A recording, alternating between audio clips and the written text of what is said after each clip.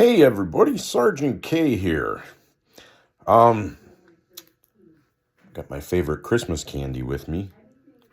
My Hershey's Kisses that look like little bells. I like that commercial where they play Hear All the Bells and the Hershey's Kisses are wagging back and forth. Um, Here to put out my Christmas vlog. Christmas for me is an important time of year. It's my favorite holiday. And you might want to know why, and I will tell you why. Because it's the only time in the world where people are actually semi-nice to each other, and that's on Christmas Day. Certainly, you're still going to have your crabby people. You will always have crabby people. There will always be crabby people. You know, the only thing I can tell you is let it roll off your back like water off a duck. Don't let someone's vile spirit ruin yours for Christmas. It's just not going to get anybody anywhere. And so, but for the most part, people are kind to one another. Having been in law enforcement, I know that there's still stuff that goes on Christmas, and ER rooms get filled up, and like I said, don't let that spoil your Christmas. But there's a couple of things I want to address. Family. You know, all year long, there are always certain family members that are a pain in the neck. Lay that down for one day. Lay it down for one day. Look, I know everybody here has heard the story about the war that was being fought and the German soldiers and I think it was the British soldiers laid down their arms on Christmas Day and actually spent time together on Christmas. And when Christmas was over, they went back to trying to kill each other. If they can lay it down for a day, we can lay it down for a day. We are not celebrating giving gifts. Yes, giving gifts for the most part can be fun. Some people get stressed out about that. My best advice on that is if it's going to ruin your Christmas, don't do it. Don't do it. Christmas is not about what you unwrap. Okay, Christmas is about what was unwrapped for you. And I'll explain more in a minute.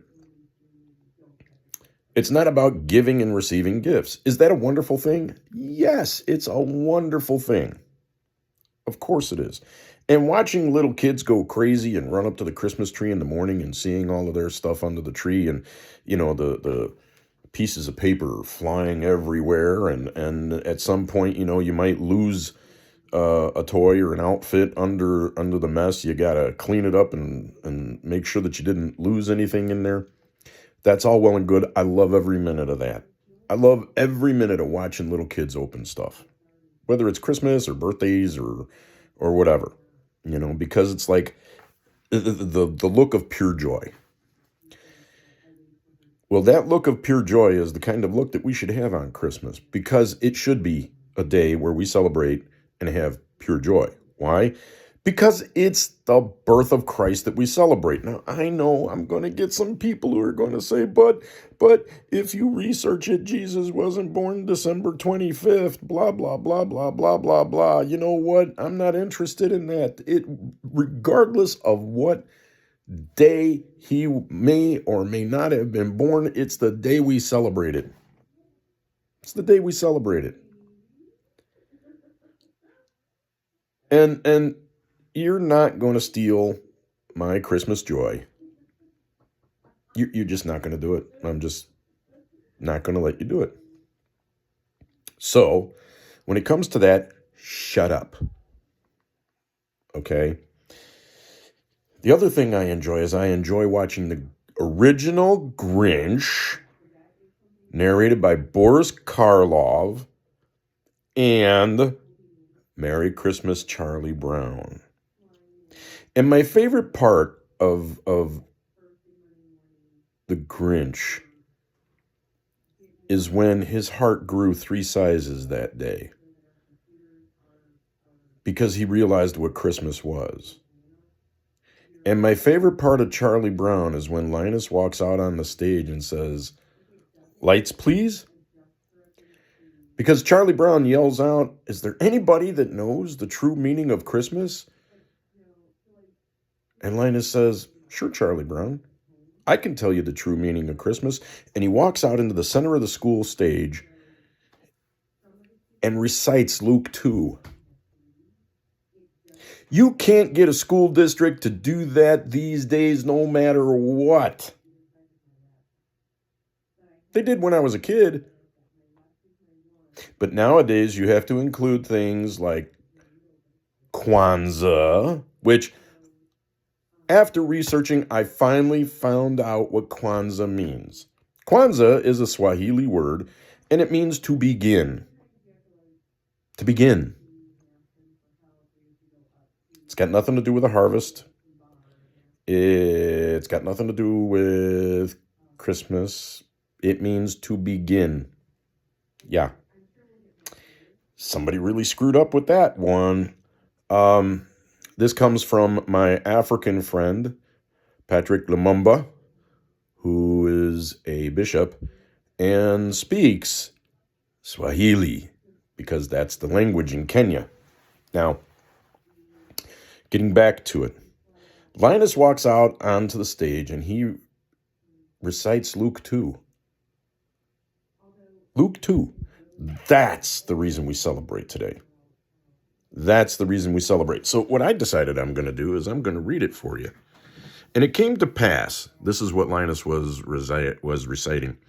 And it came to pass in those days that a decree went out from Caesar Augustus that all the world should be registered. In other words, they were doing a census.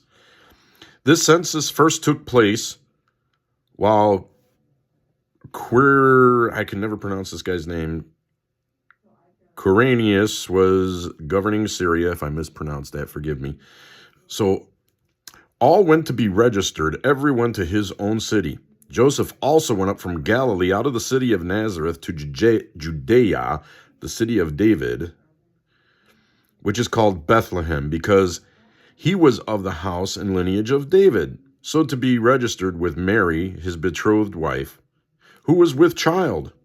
So it was that while they were there, the days were completed for her to be delivered. In other words, I called a doctor in the hospital, the water broke. And she brought forth her firstborn son and wrapped him in swaddling clothes and laid him in a manger because there was no room for them at the inn. Manger. Okay, what's in a manger? Well, hay and animal feed, which means they were in a stable somewhere. Put him in a manger and wrapped him up in a blanket. That's how Jesus came into the world. Now, the reason the Jews did not recognize Jesus as the Messiah was because they figured the guy was going to show up as a king riding on an elephant with an army and overthrow the Romans or overthrow Israel or overthrow any of the people that were over the Israelites at the time. And he came as a baby. He came as a baby. And then Linus continues, now there were in the same country shepherds living out of the fields, keeping watch over their flocks by night, and behold, an angel of the Lord stood before them, and the glory of the Lord shone around them, and they were greatly afraid. Then the angel said to them, do not be afraid, for behold, I bring good tidings of great joy, which will be for all people. All people. For there is born to you this day in the city of David a Savior, who is Christ the Lord. And this will be a sign to you. You will find the babe wrapped in swaddling clothes, lying in a manger. And suddenly there was with the angel a multitude of heavenly hosts, praising God and saying, glory to God in the highest, and on earth peace and goodwill toward men.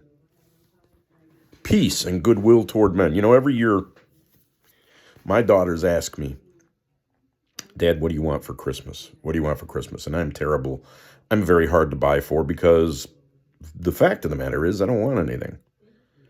I have everything I want. I am quite content with my personal effects, my earthly possessions. And I tell them every year, you can't give me what I want. And they're like, Dad, what is it? What is it? And I look them right straight in the eye. And I tell them, peace. Peace on earth. The other thing I want to address is having been away in the military for multiple years, multiple Christmases, and having been homeless one Christmas, I was gone for a total of 9 years. And I can tell you being homeless on Christmas was tough. It was tough. But God used it to glorify himself. It was the first time I was ever able to lead somebody to the Lord. I was on the streets of Tacoma, and I led a lady of the evening to Jesus that night. I was so excited about it because it was my first time doing that. I figured since I'm going to be out here on Christmas Day, I might as well evangelize. And I led my first woman, who happened to be a prostitute, to Jesus. And I got so excited, I threw her in my car. Well, I opened the door and I held it while she got in the car. And I took her to my pastor's house on Christmas Day. I was a very young Christian at the time. And went in the house and got my pastor and brought him out to the car because I wanted to make sure that it was real, that she really got led to Christ, and then that I did something right. So my point to telling you that is one, nobody should ever be alone for Christmas. If you know that somebody is going to be alone, invite them over, at least for Christmas dinner, for Pete's sake. There's always enough food in our houses to put an extra plate and chair at the table. How many times has Jesus put an extra plate and a chair at the table in heaven for us? And you know what? It's biblical to do that.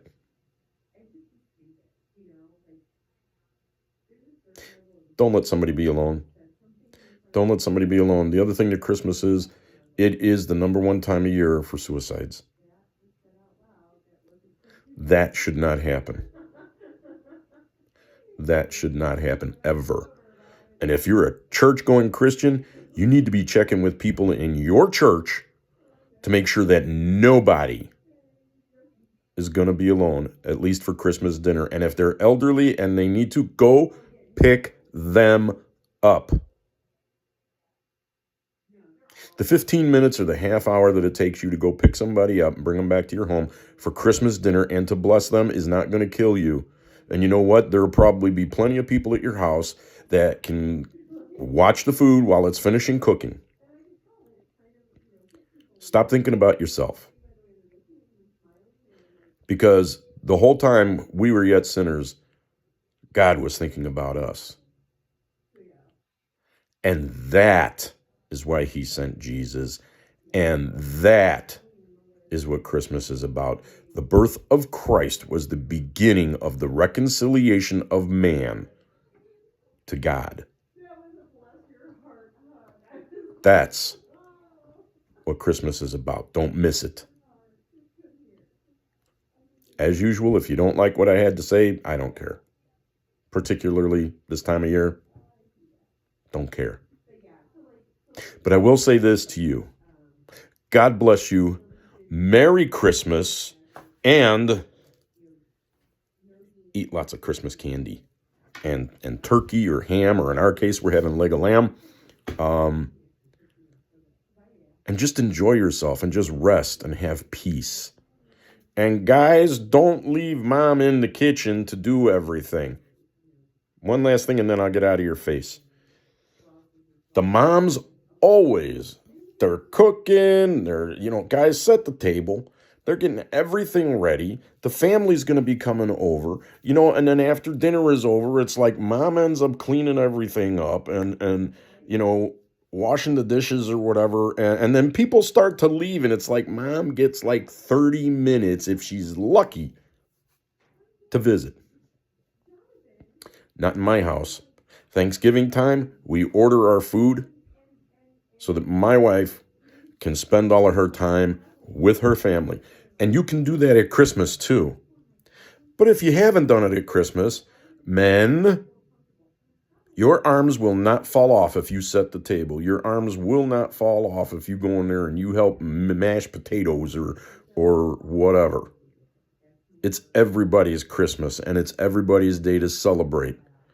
Love each other like you're going to be gone in the next moment. Because you could be. Again, God bless you and Merry Christmas.